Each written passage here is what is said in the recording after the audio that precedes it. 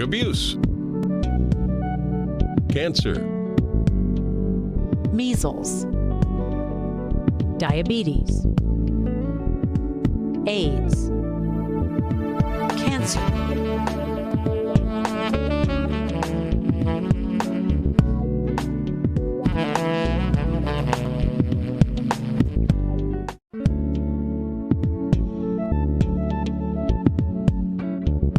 drug abuse, cancer, measles, diabetes, AIDS.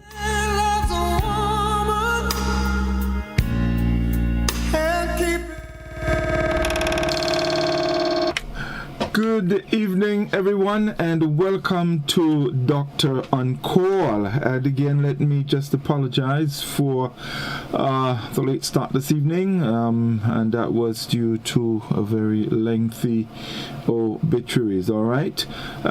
This evening we have a very special program for you, as we informed you last week, and I've been telling you throughout the course of this week.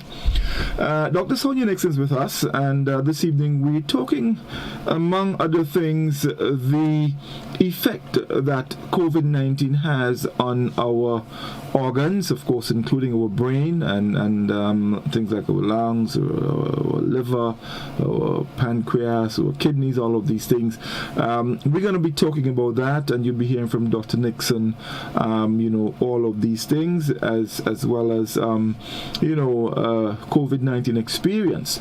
And so we welcome you again, our viewers on GBN Television. We're happy to have you, our viewers on Facebook and our YouTube channel, and of course, our listeners of K105 FM. Dr. Nixon, good evening and welcome again. Good evening, and I feel like I haven't left. Well, no, you know, I did say to you that you stuck with me, didn't I?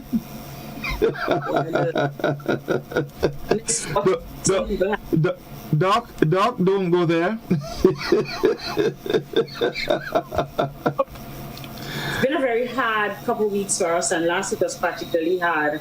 So, first of all, let's say I'm home, so I'm not using a mask, as you are alone in the studio. Yes. Just remind you of wearing your mask.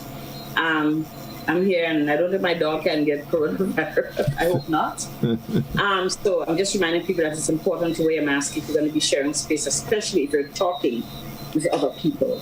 I also want to extend condolences to everybody who may have suffered the loss of a family, a friend, a relative, or just suffering the loss that we have. I haven't lost many close people to me, but it's the challenges that we have as Grenadians going through to last 130 people confirmed dead from corona diseases related to infection by coronavirus. So 410,000 is a lot of people. That's more than one person per 1,000. And it is indeed a lot of loss. Oh, yes. So tonight we're going to try and understand how corona affects us, how it affects our bodies, and why it makes us die, because it does affect our essential organs in one way or the other, and therefore cause us to have severe illnesses and to die. Yes. Okay? So my condolences to everyone, and sending out a virtual hug, because I know we're all hurting. We're hurting from having lockdown, but I want to remind people that Friday to Sunday, those 60 hours are probably very important hours for us emotionally to get together, to understand where we are. It's a good time to review. And I'm not overlooking the fact that I know a lot of people have difficulties being locked down, right? Because some people don't know how to do this very well. And there are other circumstances in your households, many households, that might be not real. For you, a lot of us wouldn't understand how difficult it is. Situations of abuse, situations of lack of food, lack of space. I know also that there are people who have to do isolation within their households when there's hardly space. So I want you to know that I'm being compassionate here with you. I'm very, very sorry that we're going through this, and here's hoping that we can all get together. Like I said last week, what is my role? That's what I want everybody to consider. what is my role in stopping this drunken, crazy virus that come here to kill and to destroy and to eliminate peace and to create havoc and to make us really unhappy and confused. Stay focused, stay alive. I know also people having a lot of social and emotional problems. Please talk to somebody. And those of us who coping a little better, call somebody. I ask everybody to call 5 people every day and check them. We have to do mental health contact with our friends. I know there was a big on tonight at St. Andrew the Apostle Church in St. Andrew, and I couldn't join because we had this. But it will be on Facebook. I think it will come on Catholic News Network. And so people can go back and look at it on YouTube and stuff, so we can get some information as to how to cope with the emotional component, the mental, especially the mental component, and people who have mental illness specifically during this really difficult time. Because even I have my moments when I have to really pinch myself and say, okay, just kind of forget to go sleep for 5 minutes and get up and see if you feel better. So if you're not feeling well emotionally, there's nothing wrong with that. You can just make sure you understand. You could reach out to somebody if you're really not in control of what your emotions are. Because this is very real and it's very, very hard. And above all, most of us tend to plan, and it has created a lot of uncertainties. Uncertainty in your relationships, uncertainty in your jobs, uncertainty in your income, uncertainty in figuring out how you're going to deal with whatever you owe. In decided whether you would owe. Am I going to get a car? I was planning to buy a car. I was planning to buy a house. I was planning to buy new clothes. I was planning to do stuff. I was planning to take a trip. I was planning to do a lot of stuff. I was planning to just go up to, what's the name? That place up in Soteres where you look over to the most beautiful view in Grenada. PTNs? Welcome Rock. Okay. I spent, all the things we had planned kind of stopped, but it's not the end of the world. So I'm going to ask people to just hold on to hope for a little longer and reach out if you're having difficulty. Please, beg you, please reach out if you're having any difficulty. Yes, indeed. Doc, with what you've just said, and it is so important because based on what we're talking about this evening, it puts everything into perspective. With all the emotional stress and all of that that we have to go through now as a people, with the deaths and the sickness and, people going to hospitals and families not sure whether they would be able to reunite with them or see them even in death. And say a final goodbye. It is very, very, very difficult for people, and so I think it is important that we understand and we continue to put information out there so that people can understand what COVID-19 does and how it can affect you. Because, from what I'm seeing and understanding, even after you've been infected, it can have some after effects on you, and it's so important that we do what is required of us so that we do not get sick from COVID-19. And so, Doc, this evening... Start with after effects because nobody. It's such a young disease. Yes, it's been very widespread, but it's still young. It's a year and 6 months, so there hasn't been enough time to tell us what the long-term effects of coronavirus will be in people who survive. We have seen the worst part. They become very ill, and there's no way to contain them. There's no way to keep them alive. But the people who survive the disease, we have no idea what is going to happen to them. And like I said, and I say every single time, in November 2019, when coronavirus was not a thing that we knew about, where COVID-19 was not a thing we knew about, and coronavirus 2 hadn't yet manifested itself in Wuhan, China, we already had difficulty managing the chronic diseases, the hypertension, the diabetes, and their complications, the limb loss, the blindness, the kidney failure, the heart attacks, the heart failures, and all the things from those chronic diseases like hypertension, diabetes, the strokes, whatever it is. And here we have a disease that comes and almost invariably gives us one of those diseases, except that we don't know how seriously it's going to be. And so it means that once again, there's going to be an even bigger assault on our health system. And here's the reason why everybody has a responsibility to prevent themselves and everybody around them from being infected from coronavirus. And yes, we've spoken about, I take my vaccine and those stuff, and some of us still get it. Yeah, but we know that if we're vaccinated, and we'll talk about that after. We know that vaccinated, that the possibility of severe illness or death is significantly reduced. Indeed. Okay. So let's all be kind to ourselves, and let's be kind to the people whom we love. Yes, indeed. Now, Doc, doctors are seeing things like strokes. They're seeing seizures, loss of smell, and other neurological symptoms in various patients. And that speaks a lot. When you hear about strokes and seizures and smell and all of that, it points to your nervous system. I mean, probably the most important network in your body. And if that regulates most of the activities in our body. And if that is consists of the brain and the spinal cord, and of course the nerves that come with it. Okay? Now, I want to go back, as I do every single time.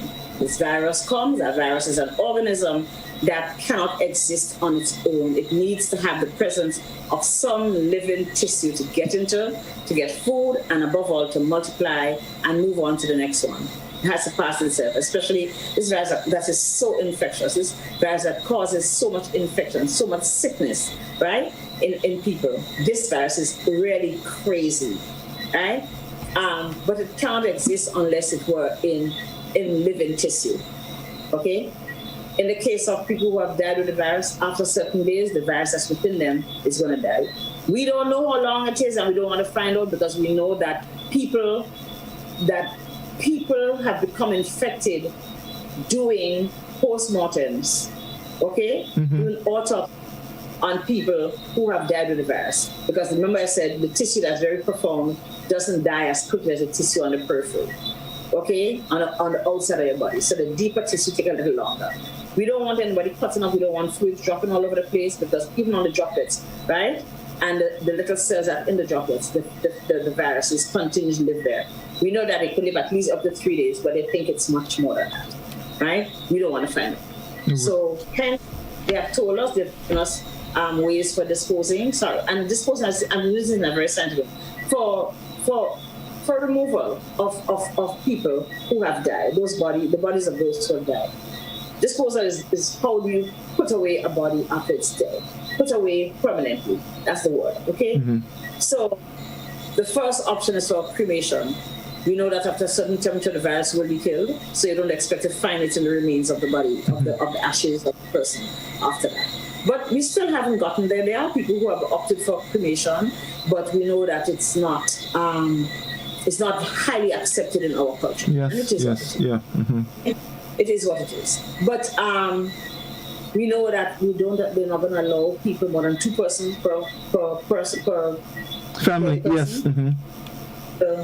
To view, to see the person who has gone. And we know after that, to see the coffin, we know that there's 20 people in the cemetery or wherever you're going to bury, 1 hour ceremony. That's very hard on us. Extremely. Okay? But sort of this crazy virus, it's very, very hard. And I remember last year, at the beginning, my cousin's mother died, and they all live abroad. And I remember how I live on the other side of town, and I remember that I could drive through town and come home, and I drive through 10 p.m. Yes. And I was so traumatized by 10 people in the cemetery, plus the undertaker's assistants, and the people who do the graves and stuff, right? And it was just so ascetic, so bare, and you couldn't sing a whole lot of songs, and you couldn't mourn, and you couldn't touch each other and all the rest, right? And I remember I came home and stood under the shower for half hour, so traumatized. It's a difficult thing. It's a difficult thing. Shortly after we shut down last year.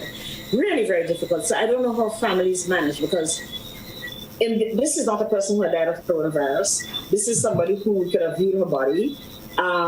It's just that those were precautions. She died in her bed peacefully, right? As she was an older lady. Guess what? It was hard. No, if your family leaves home very ill, the first thing you think about, they may not come back, and you don't get to see them. That's not how we mourn. So I know it's very difficult for people.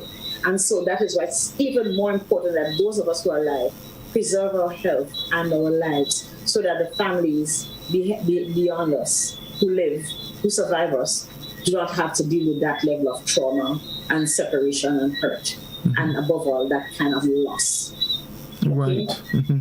So Doc, virus comes on, it gets into your.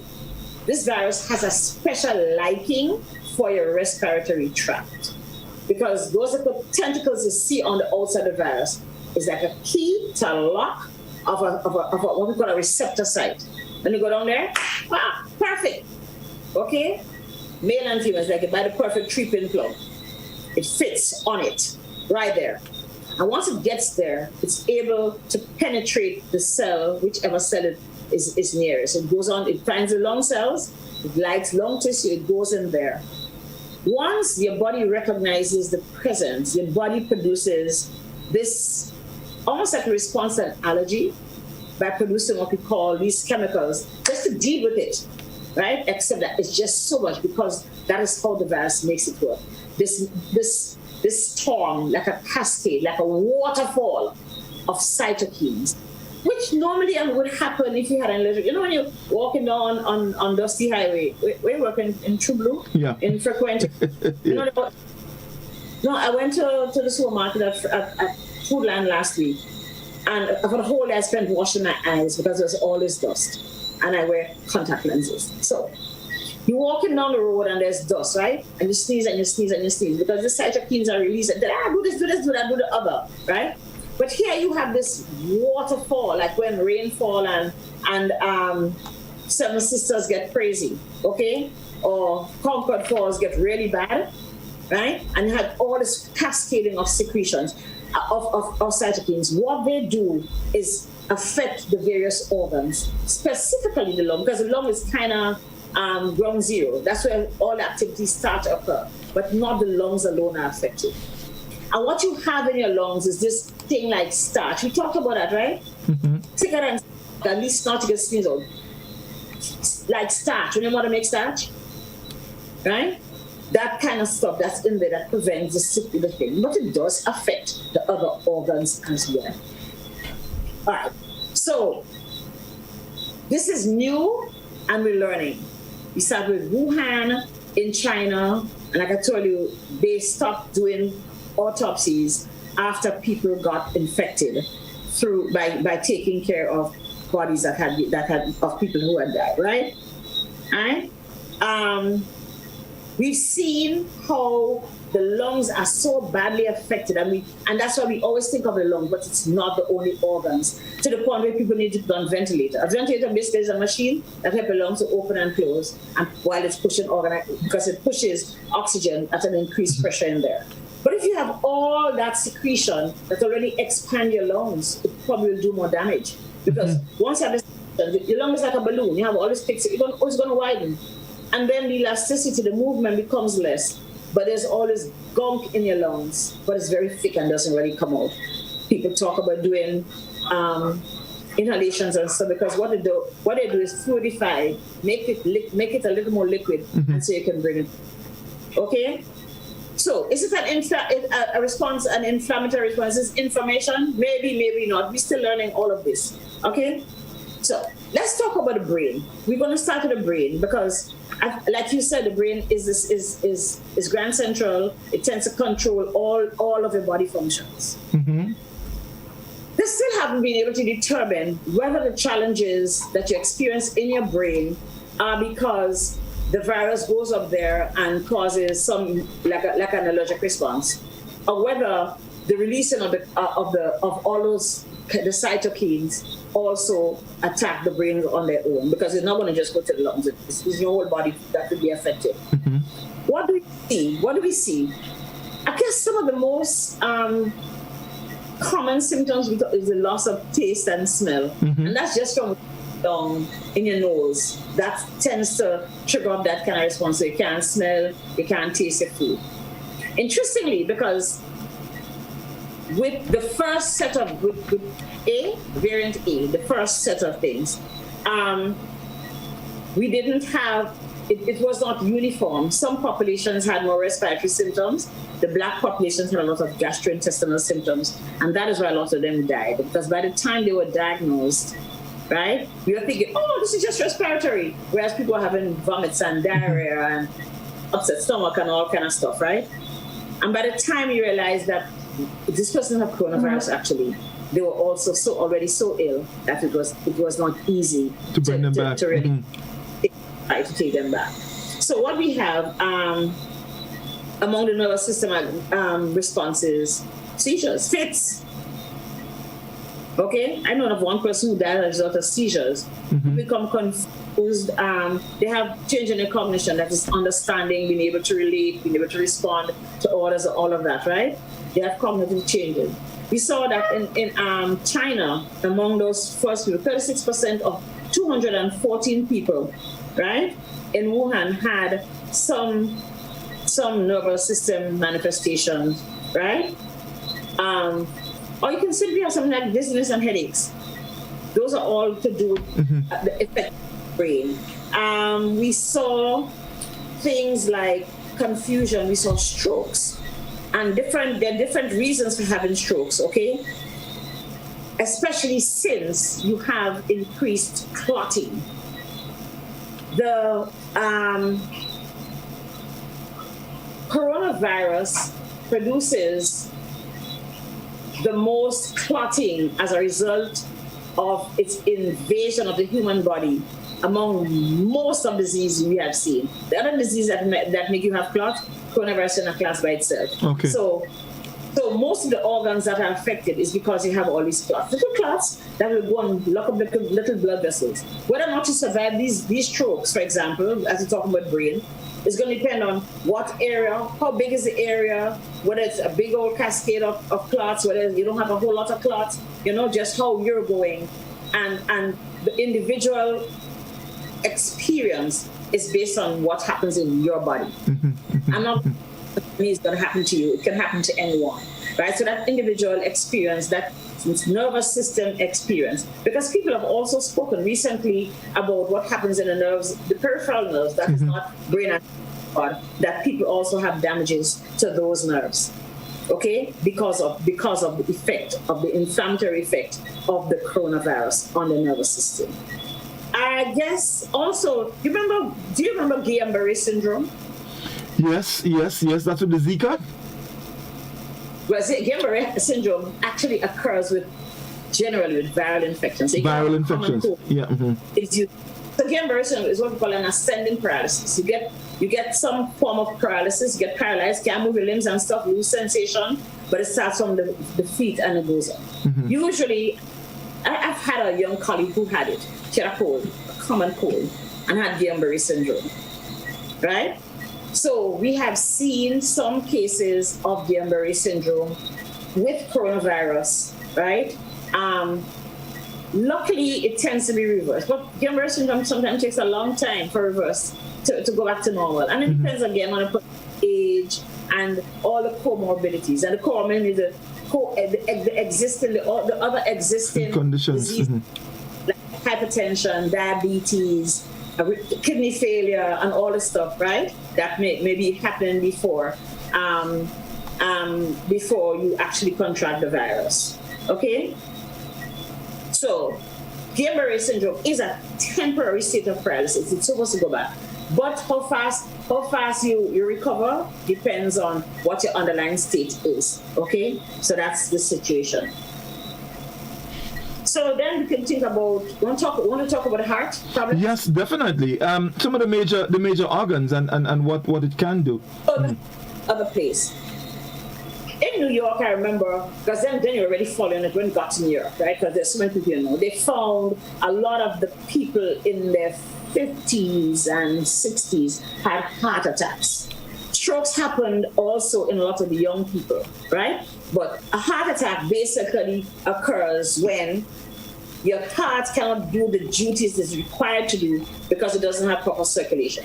So your heart has its own circulation, okay? Blood circulation.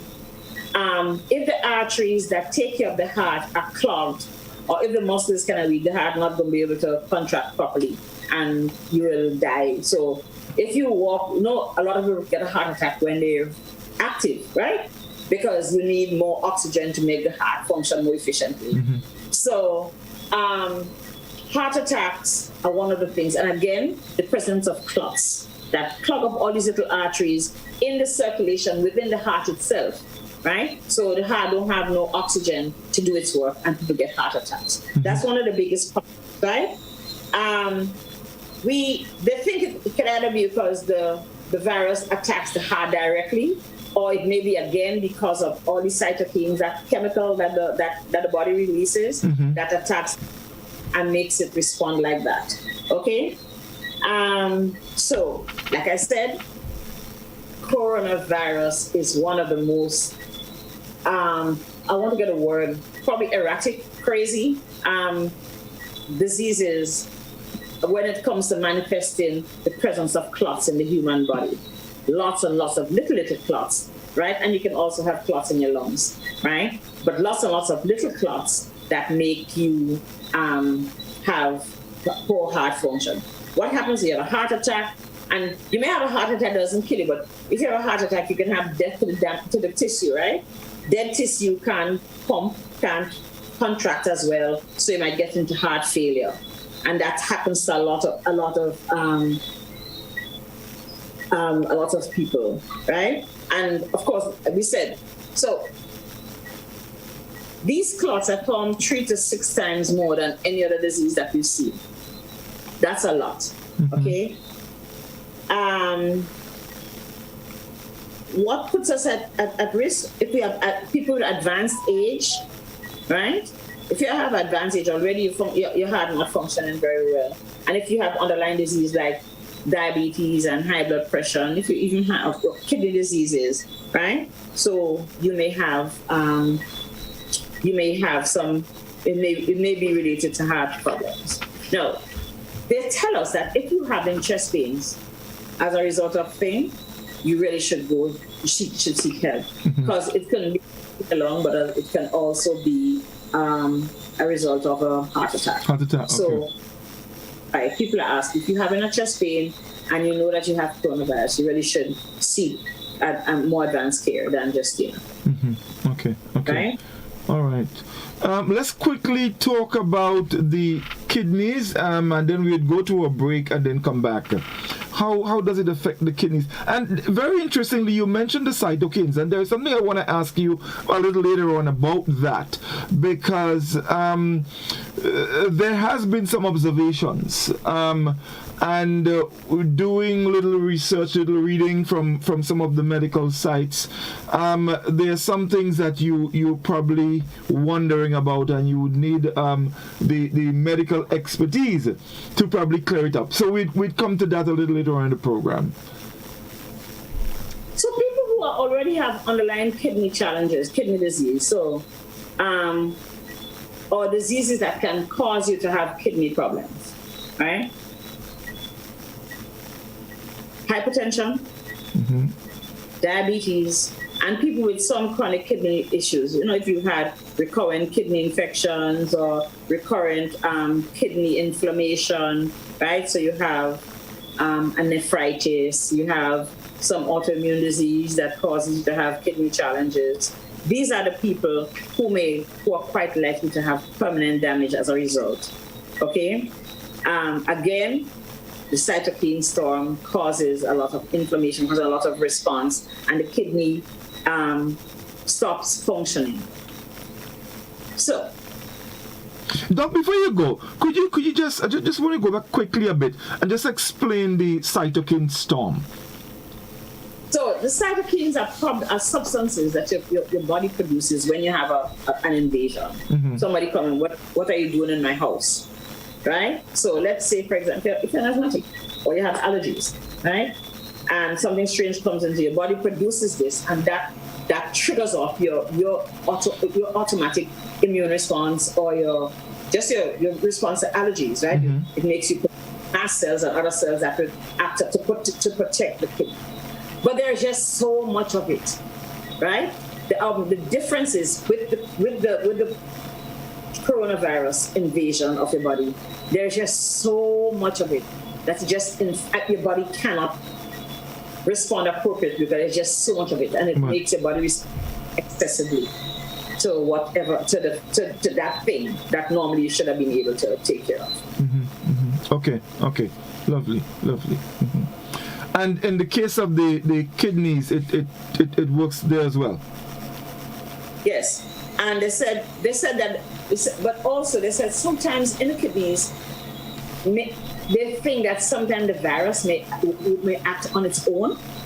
So in some of, again in Wuhan, in some of the people who had died there, right, 9 out of 26 persons who died in Wuhan, they found that they had viruses in the urine and in the kidney tissue of those people who had passed. Well, so actually, Doc, this is where I was going with it, with the cytokines and so in the urine, because I do believe that, and that's based on the reading, and I do quite a bit of reading from some of the medical sites like WebMD and AARP and Healthline, and so credible sites where you can get good information. And I came across things like that. Quickly, there was an aside with all of the cytokines that the kidney now have to get rid of, and the body's trying to get rid of. Can they cause, or can they trigger, let's say, and in the case of women, maybe a UTI, a urinary tract infection? Well, they have seen all of those things because it's just a lot of work to do. So maybe if your kidney starts failing, not functioning as well, you'd have backup. You're not going to produce urine as fast. You're not going to be excreting it as fast. Okay, all of your functions. And remember that this virus probably would also attack your bladder, just as it attacks your. So we're not sure about everything. What we know is that it attacks almost every organ. Right? In the case of the pancreas, for example, the pancreas is the organ that takes care of controls your body's management of its sugar. Guess what? It lick your pancreas. Means that we've seen people who have not had diabetes before, and after that, right, and needed medications. And if it attacks you when if you're younger and it damages your pancreas, you're probably going to need to have to be on insulin for a long time. Insulin, because your pancreas does not produce any insulin anymore because of this damage. So you have to be very cautious that with all of that. Yes. COVID is doing so much damage, even so much more than we realize. I mean, the thing is, when you hear of COVID, immediately it is associated with your respiratory system. And here we are learning that almost every major organ in the body can be affected by COVID-19. And this is why I'm wondering, Doc, about the after effects. What happens to people after? But we don't know, really, because there's not enough research. They're still looking at stuff. Like I tell you, I've heard a couple of people here say they had loss of smell and taste, but most people had respiratory symptoms. So it depends. Everybody responds differently to this virus. So we're going to need, and yes, we do have a lot of candidates. We've had 660,000 people die in the U.S. In Grenada, we've had 130. So we know of 691. 700 and whatever, 630, 130 people have died, right? It means there are lots more people who have had the virus. The people who have not acknowledged because they don't know. There are people who know and they don't tell, right? And that's unfortunate because, like I tell you, we don't know what the long-term effects are from the we know that severe may cause severe disease and death, right? Let's, for example, say you weren't bad, but you had some effect on your kidneys, right? And kidney failure. What you need? Well, dialysis. Yes, indeed. Somewhere. Well, there we go. And I say from where, I mean it's in a good way because. Well, it's very costly. It is extremely costly. But to take care of the service of the people, those services that require care now. When do we do it? Otherwise, when are we able to give how are you going? And if you're young and you need it for a longer time, right? And that's one of the reasons why I ask people to make sure you protect yourself from getting infected, even minimally, because we don't want to infect our children, because we don't know what is going to be the outcomes for our children. Because if you infect your children, guess what? Suppose they get chronic illnesses, they will be sick for the rest of their lives. It might also mean that their lifespan is shortened.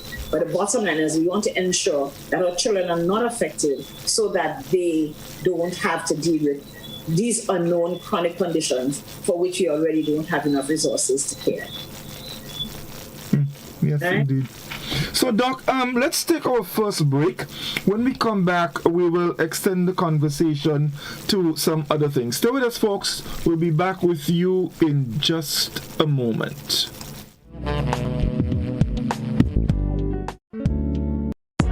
It's your summer everything loan from the Communal. Borrow up to $10,000 for all your needs. School supplies, staycation, home renovations, appliances or furniture. You can have it all with a summer everything loan. With competitive interest rates and same-day approvals, you can't beat this loan special. Not a member? Join today to get onto this exciting offer. It's your summer everything loan from the Communal. Apply today and take advantage of this exciting offer. Visit the nearest Communal branch or call us at 440-1755 for more information. Lending terms and conditions apply.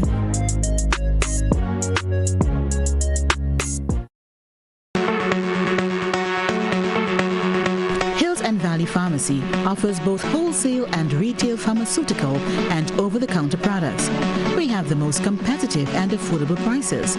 We are the agents for Vit Plus multivitamin for healthy everyday lifestyle and Sonatogen powder. Hills and Valley Pharmacy supplies the best quality, name brand clinical products such as Rescue Oil, Bio Oil, Neutrogena, Aveeno, and Clarisil. We offer the most convenient opening hours. Our telephone numbers are 435-6904 or 6903. Remember, at Hills and Valley Pharmacy, your health is our business. We care.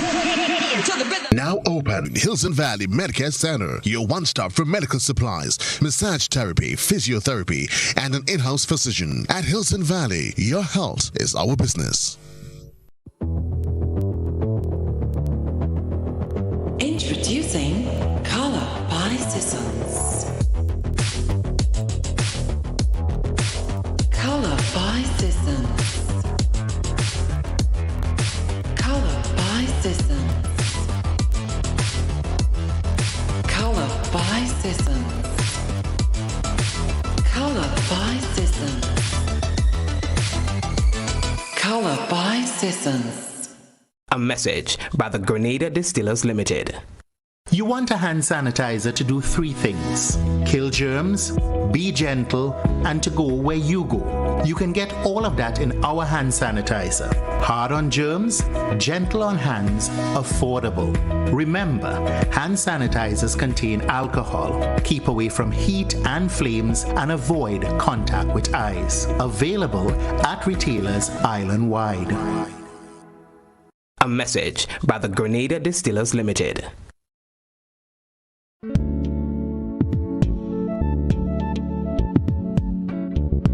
Drug abuse,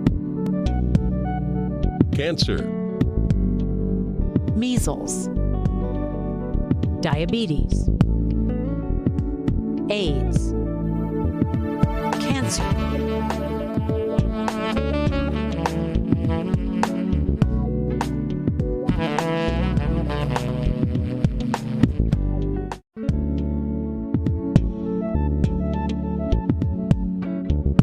drug abuse, cancer, measles. Welcome back, folks. It's Doctor on Call, and in a moment we'll be opening our telephone lines and we'll of course engage you, in the conversation. We're talking about how coronavirus can affect some of our major organs. In fact, what we're learning now, almost every organ in our body can be affected by this deadly virus, and so the medical fraternity still does not understand some of the after effects of COVID-19 on the body. And of course, every day there are more and more reasons why we need to, take every precaution, and protect ourselves from being infected, and or reduce the effect of the illness if you're infected, that is through use of the vaccine.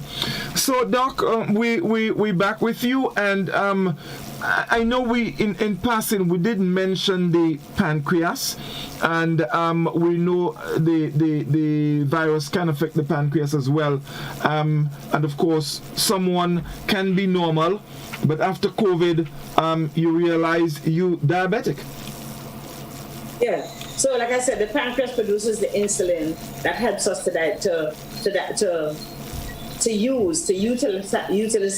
utilize efficiently our insulin, our sugar. So all the glucose we take in a system, the pancreas produces insulin. The insulin helps to transport that glucose from the bloodstream into our organs, whatever it is, your brain, your ovaries, your muscles, wherever it is needed to provide energy. Your liver for doing its function, it doesn't matter. The insulin transport, it holds the hand of the sugar and says, let's go here, let's go there, let's go there. If your pancreas cannot produce insulin, you become that's how diabetics are. People with diabetes are. They don't have enough, or they don't have good quality of insulin, and so the sugar remains high. And well, that's another story, right? For now, for some people, it's acute onset diabetes or elevated blood sugar, and you put people on medication, hoping that at least some pancreatic function is maintained, so that you can contain that. And again, it's a disease of 20 months, of almost 24 months, but we still don't know. And diseases that we've been watching for the last 2 decades. HIV we had from 83, that's 30 plus years. We're learning. We just really, we're all pioneers, all in this together. And like I said, it looks like different populations have different manifestations. A lot of what we've been talking had to do with people who have severe disease. Yeah. Okay? So, for example, one of the things I forgot to mention is the whole, how the cardiovascular, that is the heart and the vessels, how that is affected.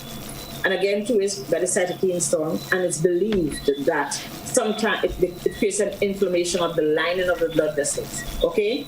And so the lining has just single cell, just like how inside your mouth is lined, but if a lot of interference with it, it breaks up, right?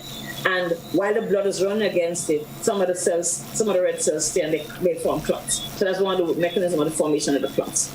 Another mechanism of formation of clots in the blood vessels, and sometimes it's not blood clots, sometimes it's little plaques, in the case of people who have elevated cholesterol. So if you have high cholesterol and these little lumps of fat line your vessels, you break the lining, they will be released. And just as how we get a stroke and a heart attack anyway, right? You can have it from this one little piece of fatty tissue, which is cholesterol in excess that's stored there, that goes and clogs probably a main artery in your heart or a significant artery in your brain. You can get clots and stroke. So that is one of the things. So again, apart from staying out from coronavirus, it is imperative. We must, right, ensure that we screen. We want to make sure we don't have sugar and high cholesterol and all those things, right? If we have asthma, put our asthma under control, right? Because the asthmatics who've had the coronavirus vaccines have done relatively well, have done quite well, right? Make sure that you have your disease under control, your pressure is under control, your kidney function is going good because your sugar is good. It is very important. Look, coronavirus is going to be here for a while. Eventually it's going to be something that happens in the society every so often. So after we've had this big, crazy outbreak and we get everything under control, it's still going to be here. You're going to still need to protect yourself. But more than that, you are going to need to make sure that your chronic diseases are controlled. all right, so that you don't have a platform for it to jump up and behave like a fool and to take away your life. We know about the other simple symptoms, right? Symptoms like, itchy nose, clogged nose, you get like flu-like symptoms, muscle aches and pains. I've seen some other symptoms. The simpler things that we get, okay? For people who have mild coronavirus, right? And we say, if you get chest pains, run to the doctor. Run to the doctor, right? But again, the nausea, the sore throat, and if the sore throat doesn't go away, those viruses are really behaving bad, okay? So you need to make sure and get tested and make sure, at least know what is going on in your life. But then there are people who don't have symptoms. Yet have the, and that's been the population that we had to be cautious about. And I'm not going to go to the vaccinated and the unvaccinated. I'm talking just generally in a population that some people have symptoms and some don't, for whatever reason. Right? Because there are people who don't have symptoms simply because their immune system is handling it well. All right? They're younger, they're stronger, they don't drink, they don't smoke, they don't do all these crazy things. So an invader comes into your system, you can box it. Okay? And there's some people who do other things like the gallows and whatever they do, the home remedy to contain whatever symptoms they have. We have a population, though, of people, and you probably know some of them, and very well, too. People who had their vaccines, yet had disease, and who claimed he got quite ill because he had underlying disease, but he also was a little careless when it came to wearing his mask. Because despite being vaccinated, you are still required to take precautions. Of course. Because you will still have some response. It's not going to be as excessive as, excess sufficiently to cause severe disease and death, but it can cause some mild symptoms. I want you to share, and I'm sure Grenada would like to hear your experience as somebody at what we call breakthrough infection, and speak about the severity, what symptoms you had, the severity of it, and how were you able to combat it. Yeah, thank you, Doc. Well, I'm sure this has come as a surprise to many people because I have been working all along from home for a period. Yes, I was tested positive on the 2nd of September. Actually, maybe about 2 days before, a day before, I found that my throat felt a little gravelly, as we say. And so I decided, you know what, with all that's going wrong, although I have been very cautious because I have been one of the main advocates to fight coronavirus by wearing your mask, getting vaccinated and all of that, I immediately went to get tested. And it was a Thursday, and on the weekend I got back the results from. As a matter of fact, once I got tested, I went home and I stayed home. I informed my employers. Yeah, I informed my employers that, look, I went to get tested for COVID and I am awaiting the results. And so until such time that I know what the results are, I would rather remain isolated so that just in case I don't put anyone at risk. And eventually when the results came back, it came back positive. I mean... How did you feel? Go on. How did you feel emotionally? How did you handle that emotion? It was okay. The thing is, it was a time when COVID was spreading like wildfire, as we say. I cannot tell you, if I were to tell you, look, I have an idea how I got it, I would be lying. I can only recall visiting one business place, and then subsequently, 2 days later, that business place was closed because of a similar threat. And that's the only thing I can think about. But I always wear my mask in public. I sanitize. In fact, my colleagues always tease me and ask me if I have a cleaning company, because whenever I come to work, I have a special bag where I have my sanitizing stuff. So I've been cautious. But that being said, yes, I was tested positive. However, I was extremely fortunate, unlike some other people. So I did not have any major symptoms. To put it bluntly, I was not sick. As I said, the gravelly throat. If I was to speak of probably the main symptom, it had to be the feeling of that stuffiness in the nasal passage. However, though, there was no mucus. So there was this... That lasted for, I would say, about a week. Aside from that, I was practically okay. In fact, as I said, I worked from home, and so I was pretty okay. So the experience wasn't a bad one, and I'm very thankful for that. Very, very thankful for that. In fact, even my co-workers, that would be the first time they probably hearing that I was tested positive. The fact that and it happened at a time when we had a lot of cricket taking place, and so everything was cricket. Only late in evenings, when I was required to do some of my radio programs, I would do it from home via, of course, that same virtual platform, and so it worked well for me. So yes, I was, and I stayed home. I spent my 14 days. I got retested, and I was clear. And so I'm back on track. Still wearing my mask. Still start sanitizing. Still doing everything that should be done to protect you. And with all of that being said, even with some of the greatest precautions, you can pick it up, and especially with the Delta variant, you can pick it up. So I personally, Doc, I credit that. I don't know. I'm not a medical person, but I credit, the good experience I had to the fact that I was vaccinated very early. In fact, I got my first dose early March, and by the end of April, or middle April, I got my second dose, and so I was fully vaccinated.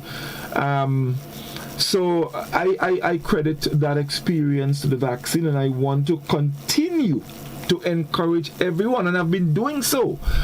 We've done so on this program. I've done so on all my other programs. In fact, Doc, I recall there was a night on a program, both myself and Alan Basinski, we were called two fools by a gentleman. I know him well, a gentleman from St. Paul's. We were called two fools for encouraging people to get vaccinated. And, I can't help thinking that the first week of August, we had 2 COVID cases.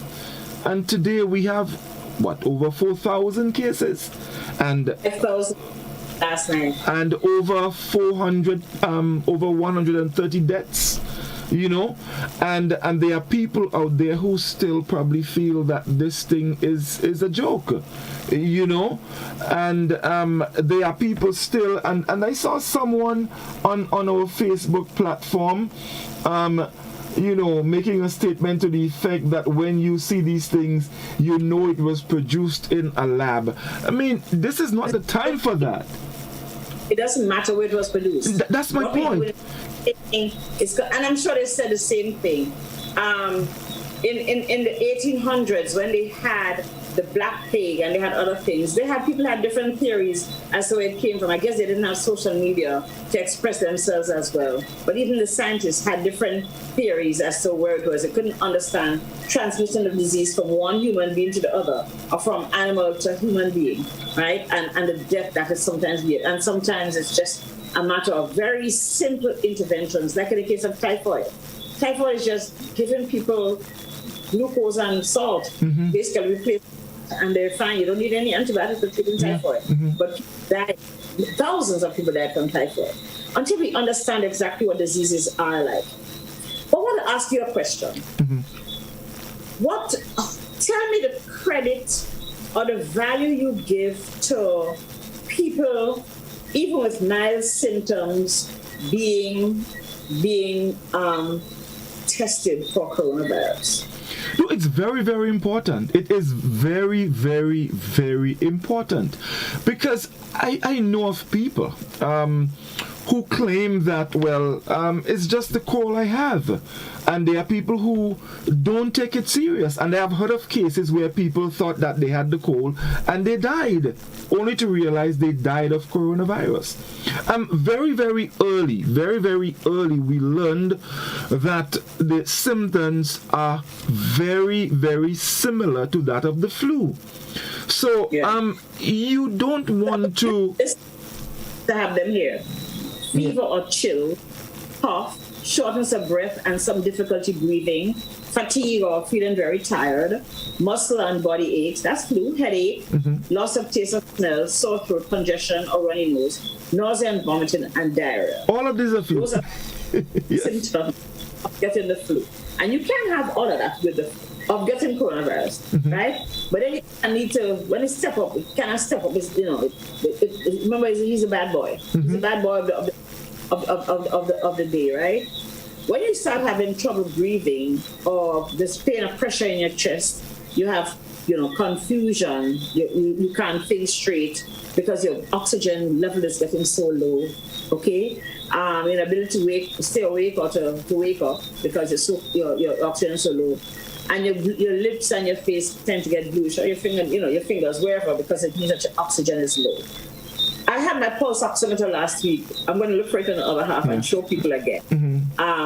So then we start to look at. And I want to agree with you on another level why it's so important to recognize that you may have coronavirus, even if you have mild symptoms. And you may have transitioned through it, or somebody's young may have transitioned through coronavirus scot-free, simply because your body can handle it and you have a mild infection. However, not you alone. That's right. That's right. And we know whose vulnerability is low or high, who has the capacity to protect themselves.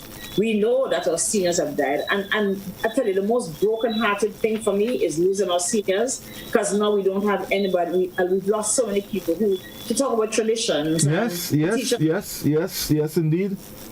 About old story, and to have they've gone with all of their traditional knowledge. When I see our oldest citizen dies, it breaks my heart. Yes.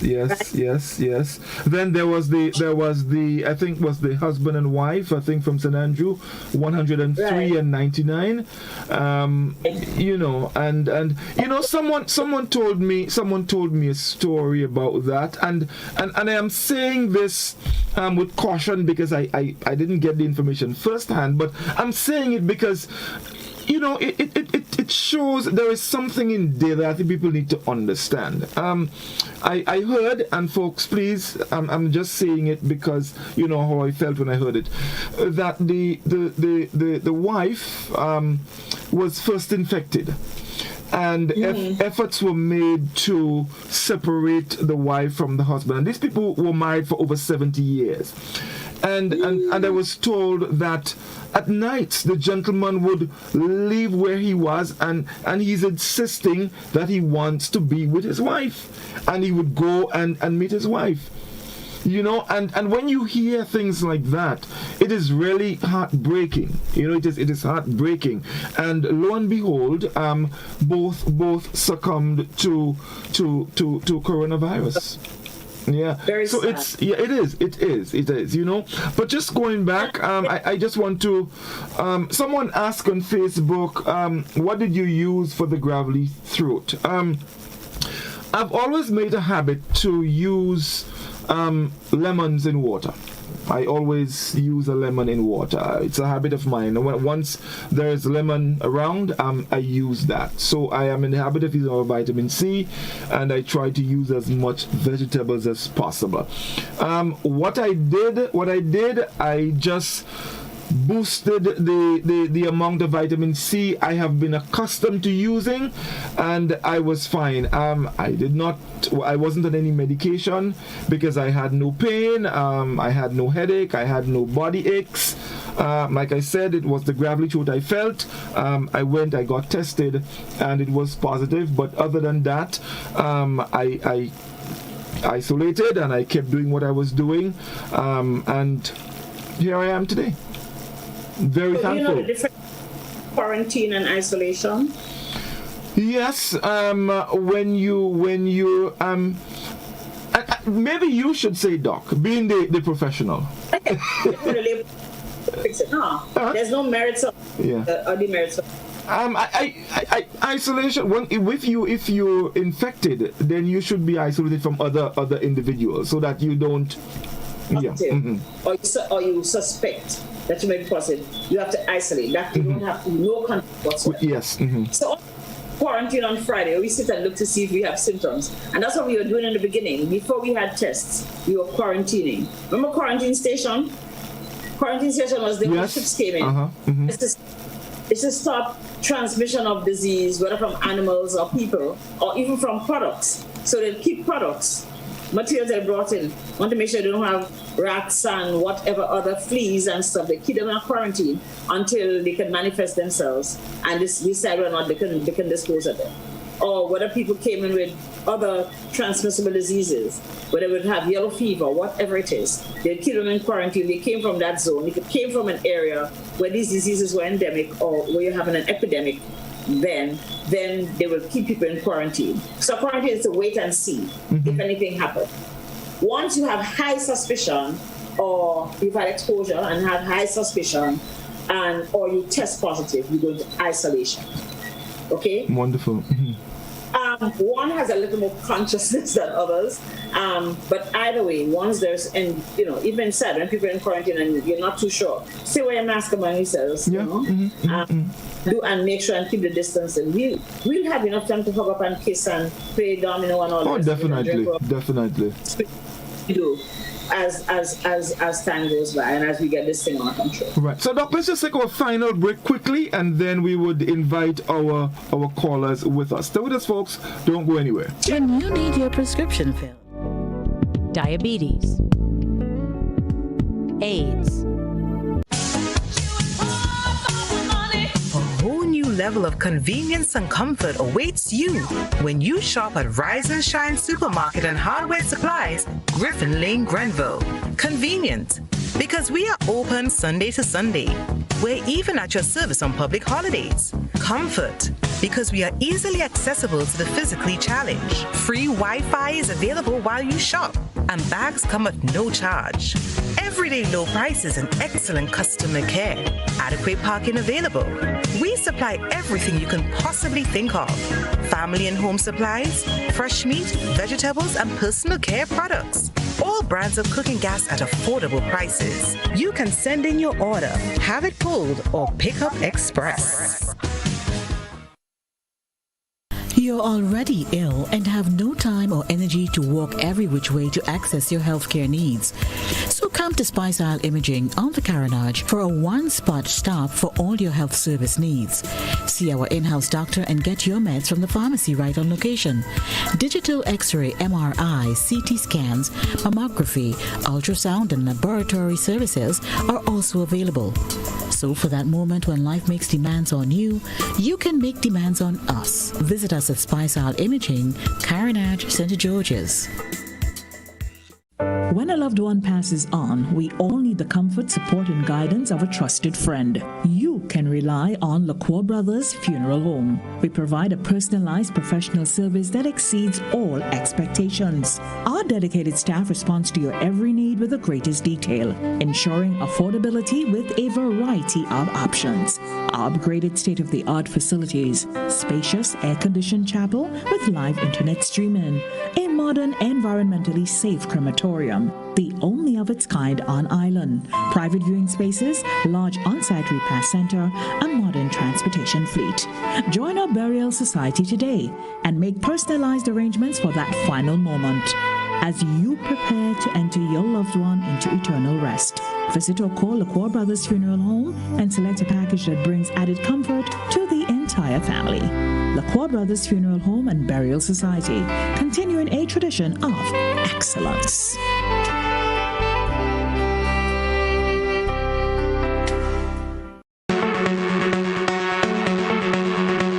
And Valley Pharmacy offers both wholesale and retail pharmaceutical and over-the-counter products.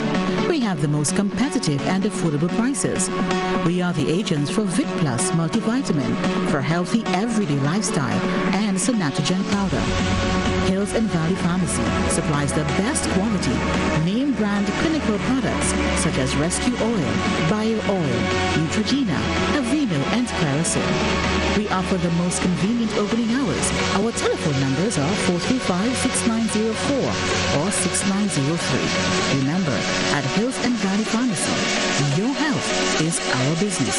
We care. Now open, Hills and Valley Medicare Center, your one-stop for medical supplies, massage therapy, physiotherapy, and an in-house physician. At Hills and Valley, your health is our business.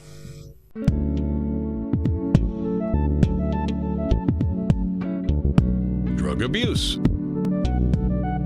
Looking for that injection of vibes and energy, of course. Well, I've got just that. Hi, my name is Gary, Mr. Smooth, and I'm inviting you to join me on the Hot Morning Show on Hot 98.5, 98.7 FM. Weekdays, Monday to Friday, 6 to 10 in the morning. I've got a healthy dose of your favorite and most infectious hits sampled with information, news, laughter, and all the other ingredients that go into making the hottest morning show on the radio, The Morning Heat. And while you're at it, don't forget to hit us up on WhatsApp, 435-7517. We've got topics, we've got discussions, calls, voice notes, and so much more. But I can't tell you everything. You gotta tune in. The Hot Morning Show on Hot FM 98.5, 98.7 with yours truly, Gary, Mr. Smooth.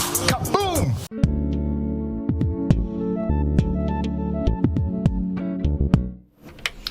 Welcome back, folks. It's Doctor and Call, and we're inviting your calls, 435-2041. Doc, let's go straight to the telephone.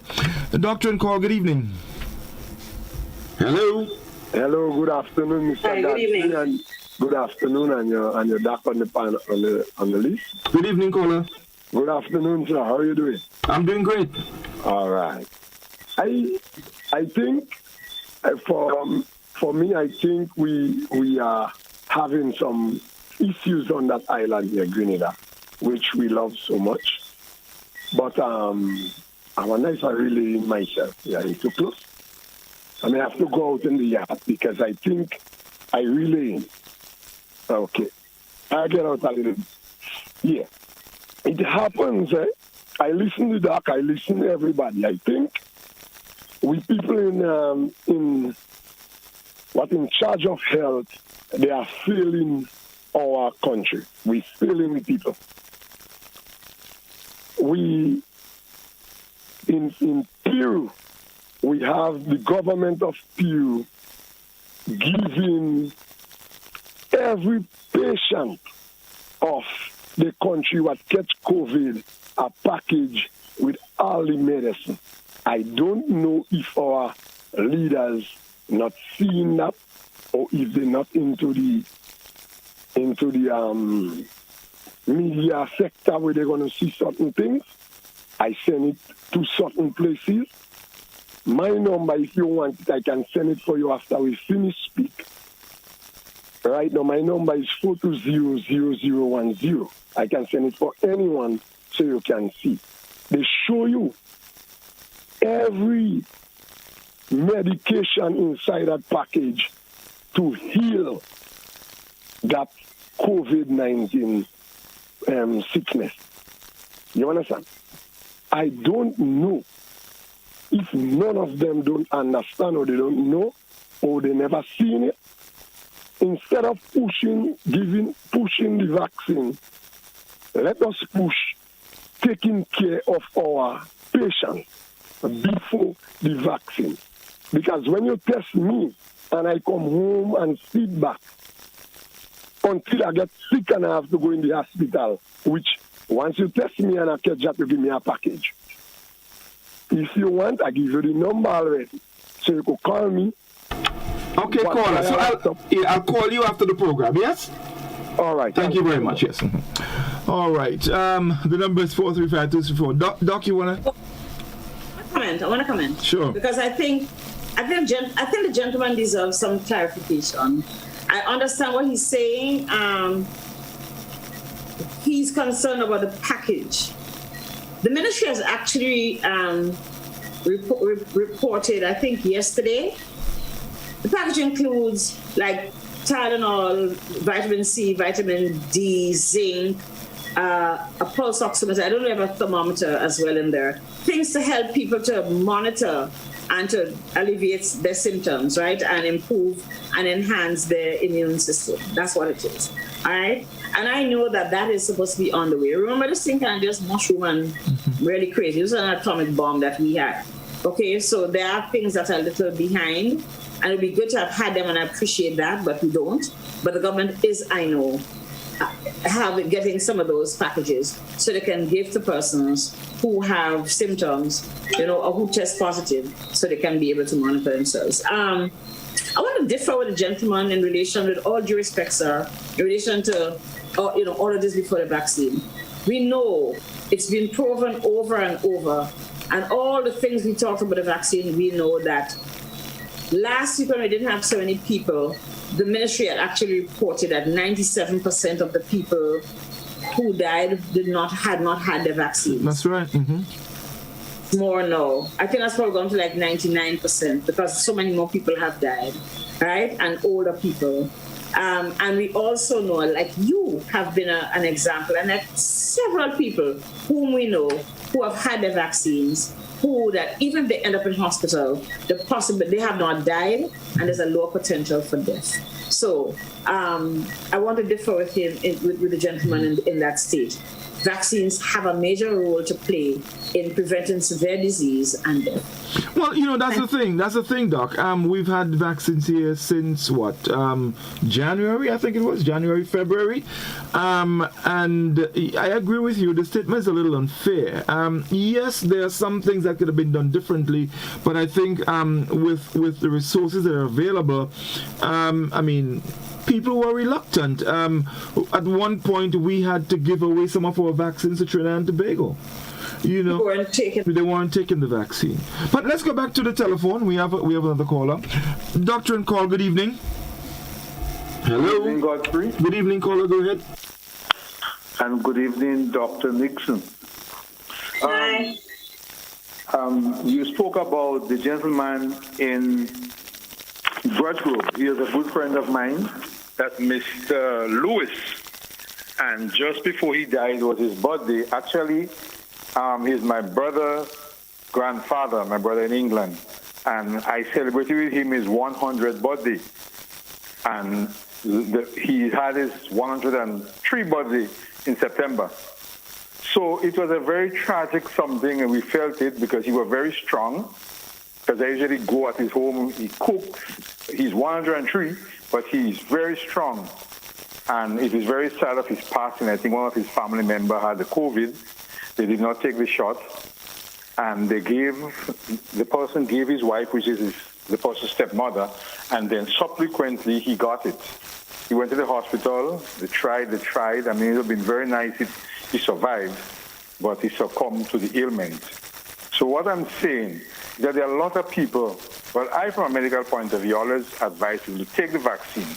I mean, I get a lot of, they confront me with all sorts of obscenities, and, I usually talk and I explain, and I think a problem we have is you do not explain properly the use of the vaccine, what is in the vaccine, the contents of the vaccine. And people always show that to me, and which is correct. That's why some people are afraid to take the vaccine. You understand? So when I explain to them some things which they will say to you which is correct. For example, I'm a veterinary surgeon, and then I'll inject a dog with a virus, with parvovirus, the vaccine that contains parvo, distemper, hepatitis, and lepto. But what it does, it stays 1 year in the system. and then you revaccinate your animal, or the rabies, which stays 1 year to 3 years, right? But what is in the vaccine is a live attenuated vaccine, the virus itself. So once the virus attacks the animal, it will get rid of that virus. And I think similarly the vaccines work. But the problem with the vaccine, there is no time frame to say how long the vaccine will last. And I think that's what people are confused about. You understand? They do not know because they're saying the vaccine works, but sometimes you could succumb to it. But people are scared about that. You understand? I know the vaccine is good. I took the vaccine because I have to go to SGU most of the time. And I never really have any problem with the vaccine. The vaccine probably may not have 100% immunity, but it has. So once you boost your system, all right, and then with the immunity the vaccine gives you, you will be good. It will be fine. But people refuse to take the vaccine. If you listen to last night Beyond the Headline, actually water runs on my eye. When I heard the testimonies of the guy from Jamaica, the lady from the North in the States, and the gentleman from Boca, it was terrible. So I always advise people to take the vaccines. I have about 4 or 5 friends who died. They did not take the vaccines. I have a few family members now. All of them go down with the coronavirus because they will tell me about Christian, about God will help them, and so on. And they went down with the virus. Right now they have coronavirus. So it's always wise to take the vaccines. Basically, you will have side effects with the vaccine. That is normal. All vaccines, as Dr. Nixon knows, you have side effects. Some will have it severe, and some do not have it severe. I always say, I don't know if you will agree with me, Dr. Nixon, that if some people, they have underlying condition, and they still take the vaccine. If I have underlying condition, I will not take the vaccine. Actually, I'll boost my immune system, real boosted. And there are a lot of people who are not doing that. I see a lot of people by the rum shop, as Godfrey say, they're everywhere without no mask. No mask in their face. The virus is spread. They gamble, they play dominoes without no mask. So what do you expect? I always go for a lockdown of the country. They could say what they want, as you know, Dr. Nixon. To contain a virus, you have to lock the country down for a week or 2. If the incubation period is 7 to 14 days, but within the 7 to 14 days, you will see how many people will have the virus, and you'll be able to treat the virus. 1 case in New Zealand, they locked down the country for a whole week. We had 1 case or 2 cases in March. They locked down the country for 3 months. So why you can lock it down for a week or 2 and able to contain the virus? People need to follow protocol. They do not sanitize their hands, they do not do anything. So that's why the virus is spreading. Okay, caller. Thank you. Yes. All right. On this, if I have underlying disease, I think it's more imperative that I take my vaccine. I would agree. Yes. Already, my immune system is compromised. Yes. So I really need to give my body a fighting chance by being able to produce a certain amount of antibodies to this disease so that if it comes in my way, at least I already have an army, even if it kind of half asleep, that will be awakened to take care of it. So I disagree. It's unfortunate that we have so many people who still feel not. But I'm not angry with those persons. I think we still have a responsibility. And I tell you, you want to talk to me? I will. Let me hear how you feel. Because sometimes not everybody has received the information the way they do. I start from scratch every time. Virus starts in Wuhan. This is how it behaves. Okay? You have to decide whether you're going to make it do what it can do to you or not. Right? So there are a lot of things you have to do. You can't be out there drinking rum and smoking weed and smoking tobacco and eating bad. Not. Yes. Really puts a lot of stress on your body. You can't have underlying disease that you don't take care of because already you start off bad, right? And you need to eat properly. You need to go to bed on time. You need to rest. You need to exercise. Of course, one of the things required to do to get some sunshine. Today, the sun look like this is the only place I could shine because it's so hot in Greenland. It's not even funny. But get out there. I don't think they have sun anywhere else. It's been so hot. But people go out. Half hour in the sun is what you need every day. Yeah, right? But it's also good therapeutics. Yes. I'm going to ask who do the inhalations to be very careful, not use too much of those substances that are very strong. I know we get mental crystals and all this stuff, but be very careful because you also don't want to break the lining of your respiratory tract. That's right. But I I would advise, unlike our good colleague who called a while ago, I would advise that if you have underlying disease, one, that you speak to your doctor, right, and that you get your vaccine, because I think you more than anybody are at risk for having complicated disease. We talked about it: hypertension, diabetes, kidney problems, sickle cell, you name it. Even pregnant women are encouraged to get a vaccine. So, hear me. If you have an underlying condition, get your vaccine, because it what will save your life, save you from death, or at least save you from severe disease, or both. Right. Let's go back to our telephone. Doctor on call, good evening. Hello. Hi, good evening. Yes, good evening, caller. Good evening, Doc. The gentleman who called a couple of calls ago and spoke about this package, I think he's referring to something that was circulating on social media.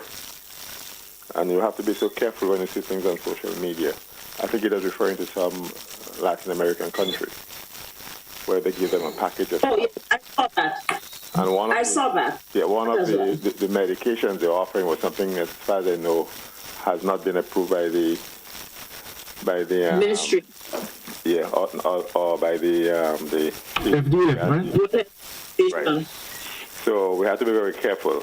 But I think he's in song of the spring chicken. I think he's old enough to know the old adage that prevention is better than cure. The vaccine is to prevent. But he's talking about when people are sick, that you give them this thing to go home with. But we're trying to avoid people from getting sick.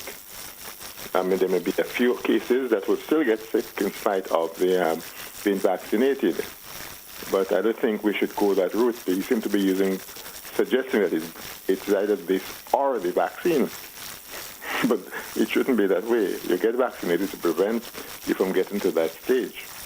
And if you get to that stage, the package which you spoke about that is coming most likely will be of approved medication and not anything that is not approved. I would say, though, that I'm uncomfortable with the way that the ministry throws out figures, sometimes in an irresponsible way. You made reference to the 3%, to the 97%. And to me, that was premature. We have Delta, which is very different from the Alpha we had before. And how do you work out if 97% of them were not vaccinated? And we only have 50 deaths at that time. 3% out of 50 deaths is not 1.5%. Yeah, but that's how you do it. Yeah, but what I'm saying is, we didn't have the number of deaths to give. You must have a critical mass before you can start looking back and start, doing calculations. No, not when you... They were talking about the people who died. Yeah, if you have 2 deaths. If you have 10 deaths, you cannot yet tell. The percentage is so small. You would not find that percentage in a low number. But caller, could we? I mean, this is we want to get to put out some information there about COVID and to the percentage. Yeah. Let's not go through that. I don't think it's be more responsible. Yeah, well, let us. Yeah, but caller, could we leave that for release it tomorrow night? I promise you, we're going to deal with it. All right, this is Doctor on call. Let us not go there. Sure. Thank you very much. No problem. Okay. I had to argue the thing, but the truth is, you can find a percentage of any number. The people who have died are a finite number. Yes, it might be 1.5 persons when you average it out, but most of the people, 97% of the people who died were not. So you could expand it to 100, right, and then figure out how much in 100 would have died. As a result of not having had the vaccine. That's how you do it. But that was just giving an idea as to how important it is, because we know that very tiny percent of the people who died must have been just one person at that time, right? was vaccinated, and that person had severe illnesses and were old and all the rest of it. And maybe the time that transpired, because you also need to have a time for your vaccines to be effective. You need to have it for at least 3 weeks for you to consider that your immune status is relatively on par. Right. So thank you, sir. Yeah. Let's take our final call for tonight, and then we would close off. Dr. on call, good evening. Good afternoon, Godfrey. Yeah, good evening, caller. How are you doing? I'm doing good. Yeah. Good afternoon, Doc. Good evening, sir. All right. So here's what, right? The caller before lost himself in understanding what happening there with maths. And I would like Sir, can you repeat? The caller before, Mr. Bernard, lost himself in maths. He's not educated properly with maths. Okay, caller, listen. This is Doctor on call. Let us leave that for. Let's deal with that tomorrow evening, okay? Let me move a point. Caller, no, I am not going to allow you. This is not the time for that. Good night. Right. Good. Doc, I think this is a good. We're trying to learn this together. Exactly. Yeah. This is not. We're going to deal with that tomorrow. My concern is for that very young population of Grenadians who have not warmed up to a vaccine, and they would have been our most recently vaccinated population. Mm-hmm. They have to have vaccines in primary school, they have to have vaccines to go into high school. They probably were some of those who most carried the virus around because they migrate, they go from one point to the other, they were involved in a lot of carnival activities and stuff. You still can be vaccinated, okay, guys? Everybody, if you've had coronavirus. Because you're going to have other variants, and we kind of need to make sure immune is up. The longer we take to vaccinate, the greater the virus change to a different one. Then virus crazy. I tell you, it is a crazy man. All right. I would suggest if you've had a virus within 30 days of you being cleared, you can have your vaccine. So please still consider. All right. Because if you have this variant, and your immune system is not up to par, you can actually get another variant and still have severe disease. So I'm going to ask the young people, and guess what? I'm going to ask young people to start a conversation in communities and stuff so you can understand, ask questions. I understand that you're scared, you've been on social media, and very unfair to young people. They've been given very untrue information. Very unfair to you, you've been given very untrue information, and even if our young population were not the population that died, it causes a lot of pain as a country by losing our seniors. Mm-hmm. So I'm going to ask, because when I'm dead is we left to dead. So let's get real, okay? After they've died, is who left behind is still going to die. So let's all try and get this vaccination. You need to have a large population that have immunity against the disease, and vaccination is what you can be sure of. Okay, so I'm going to ask you, if you've had coronavirus, you can still take a vaccine. You don't want to get the onslaught where you go into hospital and have to have a respirator. What's the other name? There's another name. Ventilator? Right? Ventilator. Right. But Doc, quickly, just before, I know we're out of time, but quickly, someone who has taken the vaccine, like in my case, and I still tested positive, what does that mean for my system in the continuous fight against COVID? Your system has manifested its capacity to fight COVID. If you had, you've heard about booster shots, right? Yes. And I've considered booster shots in the case of the Pfizer vaccine for people who are at risk, much older populations, especially over 80. For those, as you grow in decade, your chance of getting the virus plus getting severe virus plus dying increases incrementally. Right? So we can almost expect 100-year-old people to die from coronavirus because they simply don't have the capacity to fight. Right. Mm-hmm. Remember, not outside, they're not catching colds every so often and have their immune system working. They're home, we give them simple foods, we keep them healthy and clean. But when it comes to taking care of big things, they're not able to do that. So those older populations, people who have underlying disease, like people with cancers, blah, blah, blah, right? Cancers, hypertension, diabetes, heart problems, especially heart failure, kidney problems and stuff. sickle cell and all of those people who have those underlying diseases are the ones who will be given first chance for booster shots. And I think that's supposed to be within 6 weeks of your Pfizer shot. Right. I haven't heard. We've been using two. We've been using AstraZeneca. Yes. Which is recommended for the older population, and we've been using Pfizer, which is recommended for a younger population. Pfizer has, in fact, approved since we spoke for five and under. I don't know what's going to happen here, what the government is going to say. They're probably going to wait and see how the other populations respond before we encourage our 5-year-olds. But like I said in the beginning, it is important that we protect our children because we don't want them to come down with challenges to all these organs that we saw tonight and have to live their long life with any chronic situation that is severe.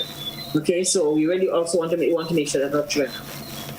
So a booster will be available to eventually, I imagine, to the people who are at highest risk for severe disease. That's where it goes. Okay. Doc, thank you so very much. That's all the time we have this evening.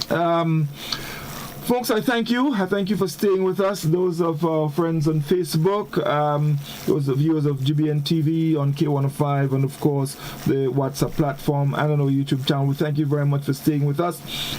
We will continue to do what we can with whatever we have available to put information out there so that people can understand the importance of protecting themselves from.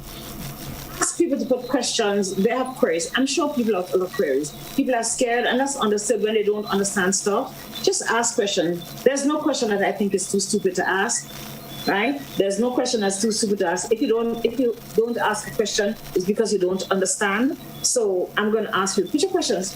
Put it on the Facebook page. We try and answer as far as we can. Or go talk to your nurse or your doctor. You know, it is sad, Doc, that some of the comments I really don't take because, it is sad the kind of comments that we still have people making. When every day we are seeing our deaths increasing, and we have someone on Facebook, for example, who's saying that thing does not give no immunity. This is just a whole lot of double talk. I don't know that anyone says it gives immunity. That is that percentage of the population who is really scared. But then listen, if you listen to the information and ask pertinent questions, then you will be enlightened. I think that's somebody who's really running scared and in denial about their own fallibility, their own ability to die, their own potential to die, like me and you and all the rest of us. I don't think God ready for all of us. All of us who say, well, I go God, trust me, that's probably suicide because God gives people wisdom to make sure that you have a good life. So I'm going to ask you, if you're thinking, oh, God is ready, God is ready for you. We have too much work on this earth. We have too much saving of souls and other things to do still, taking care of children who are abused. There's just a whole lot of work for us to do. So there's no need to set up yourself to dead yet. But trust me, we have enough work to do. But people are scared, and I understand it. I'm really understanding to people who come. I've heard stories, and I answer differently depending on how me and you get along. Most people come with a lot of fear and a lot of lack of understanding. If you feel, and you will eventually feel that you need to talk to somebody, don't be afraid. Okay? Don't be afraid, guys. Just come out and ask the questions for your own enlightenment. I'm not going to try and change your mind. I'm just going to put light into your eyes so you can understand what this is all about. Okay? Definitely so. So again, folks, we thank you very much, and we look forward to hearing your questions. As Doc said, don't be afraid to ask the questions. If you don't understand, and there is absolutely nothing wrong with not knowing, because none of us knows everything. None of us knows everything. So there is nothing wrong in not knowing. In fact, there is something good about not knowing, because when you don't know, you have an opportunity to get to know. And that's a good thing about not knowing. So let's ask the questions. If there's something that's troubling you, you can call the program. You can put your questions on our WhatsApp platform, on our Facebook page. You can do that, and we would try as much as possible to assist. So again, I want to thank you very much. I want to encourage you folks to get vaccinated. From my experience, it wasn't a bad one, and I credit that to me being fully vaccinated. And so I want to encourage every one of you to get vaccinated. I got both vaccines. Nothing went wrong with me. I was happy. I recall the first time my first shot, the night I had a very mild fever. By the second shot, I didn't even remember I got a second shot. It was all good. So I want to encourage folks to get vaccinated and protect yourself. Don't find yourself in a situation where you have to take a loved one to the hospital and not ever see them again. We don't want that. So thank you very much. You can join me tomorrow. I'll be back. Tomorrow we have our released program from 8 o'clock. Be sure to join us for that. And of course, continue to take care, continue to wear your mask, continue to sanitize, and do what is required to protect you from COVID-19. Thank you once again, and do have a good night. Doc, thank you so very much. All the best. It was indeed a pleasure. Your experiences. Been a turn there since the collapse of this.